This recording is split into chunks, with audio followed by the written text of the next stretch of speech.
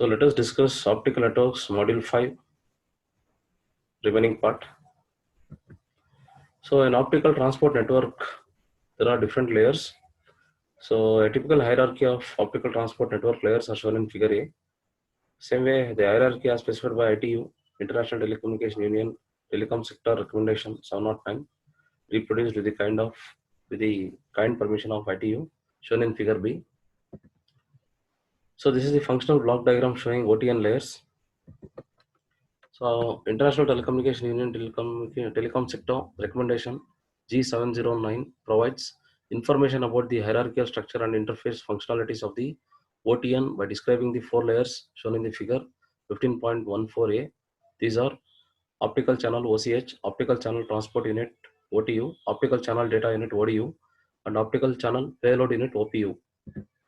The OTN hierarchy to support these four layers may also include three sections as indicated in figure 15.14b, which are the optical transmission section OTS, the optical multiplexing section OMS, the optical physical section OPS.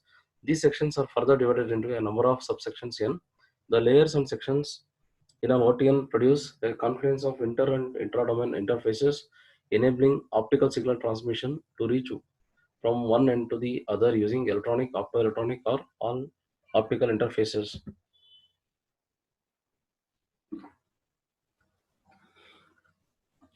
Figure 15.14c provides the basic functional structure for the OTN layers and sections, which facilitates the method for interfacing between different transmission domains in order to get access for end-to-end networking of optical channels to transparently convey user information. The OCH layer is employed in the OTN structure.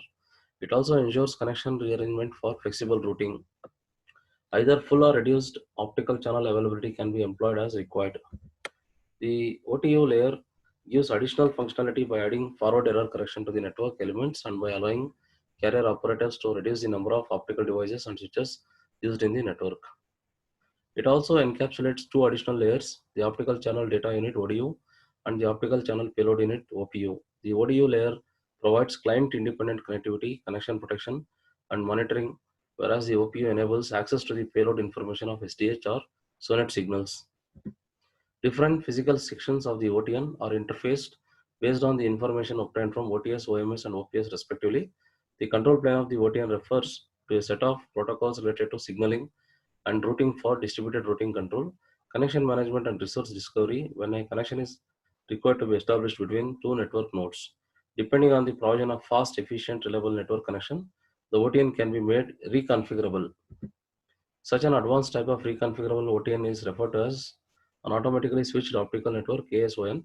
This architecture is capable of switching the optical channels automatically when requested. Automatically switched optical networks are specified in ITU-T recommendation G8080.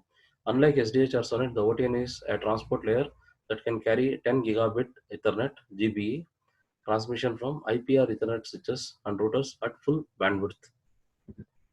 Hence, as a consequence of the ongoing migration towards IP or Internet-based infrastructure, the OTN is becoming the transport layer of choice for network operators. Moreover, it also provides the legacy optical fiber networks to be combined onto a common network infrastructure. So, IP is the new topic. IP stands for Internet Protocol. The Internet Protocol for optical networks is shown in the figure. So, it is having three layers: transport layer, network layer, link layer. In transport layer, you are seeing TCP and UDP. In network layer, you are seeing IP, Internet Protocol, and in the link layer, you are seeing network access, which is connected to IP as well as to the media. The Internet Protocol is a network layer, that is a layer 3 protocol in the OSI model that contains both addressing and control information to enable packets or datagrams to be routed within a network. The Internet can be characterized as a logical architecture which can permit multiple different networks to be interconnected, enabling each network node to communicate without the need to know which network is using or how to route information between them. As indicated in figure 15.15, the AP provides the means of communication between the link and transport layers. A virtual connection is established between nodes requiring communication when IP is combined with a specific higher level protocol such as the Transmission Control Protocol TCP or the User Datagram Protocol UDP. For this role, TCP or IP is preferred since UDP or IP does not guarantee reliable delivery of data in comparison with TCP or IP. We generally encapsulates data from the link layer protocols such as Ethernet. The IP provides protocols for both the functions of signaling and routing required to carry the entire signal operation necessary to transmit and receive from optical nodes. The signaling protocols include multi-protocol label switching (MPLS) and generalized multi-protocol label switching (GBM GMPLS), while the routing protocols include the open shortest path first, the intermediate system to intermediate system IS to IS, and the border gateway protocol (BGP). Three generic stages of deployment for optical IP networks are shown in the figure 15.16. So first is IP ATM SONET WDM. Second one is IP SONET DWDM. Last one is IP DWDM. The first generation used ATM to carry IP packets, which has proved not to be an efficient technique as compared with the direct use of SDH or SONET. This is because of the overhead requirements of the ATM cell structure together with the inherent overlap of IP packets, which may significantly outside the ATM cell size. Therefore, service providers are providing and considering running IP content directly over SONET, that is IP over SONET. In order to carry IP packets, however, mapping of the IP packets directly to the SDH or SONET frames is required, and the resultant technique is referred to as packet over SONET or POS. This mapping of IP frames can be accomplished in three stages. In the first stage, the data is segmented into IP packets, which are then encapsulated via the point-to-point protocol. The framing information is then added in the second stage, and then finally, in the third stage, the resultant data is mapped synchronously onto the SDH or SONET frame. So Internet Protocol over physical layer evolution and traffic flow patterns are shown in figures A, B, C, D, and E. So A is IP over wavelength division multiplexing, B is IP over wavelength division multiplexing traffic, C is IP over optical telecommunication network, D is IP over OTN with traffic. Last figure E is IP over OPS or OBS. OPS means optical packet switching, OBS means optical burst switching.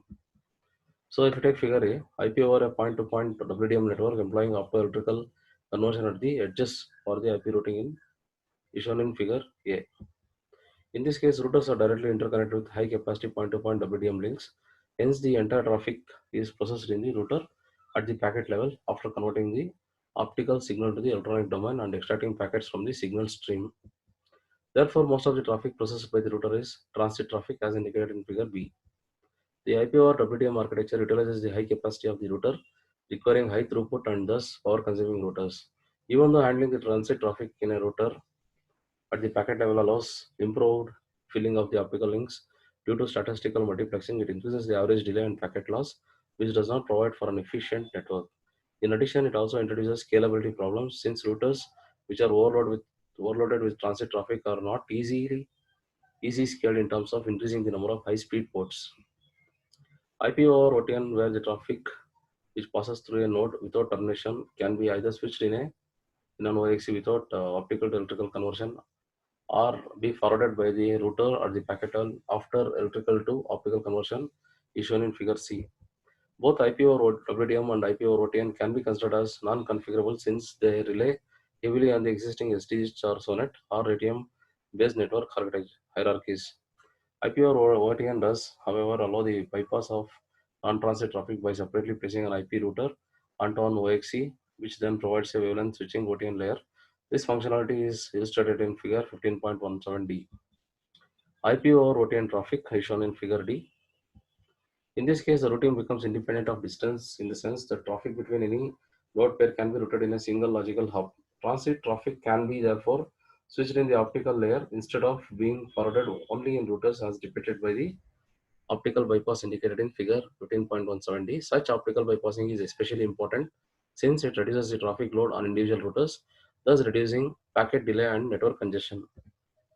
Last figure talks about IP over IBP or OPS.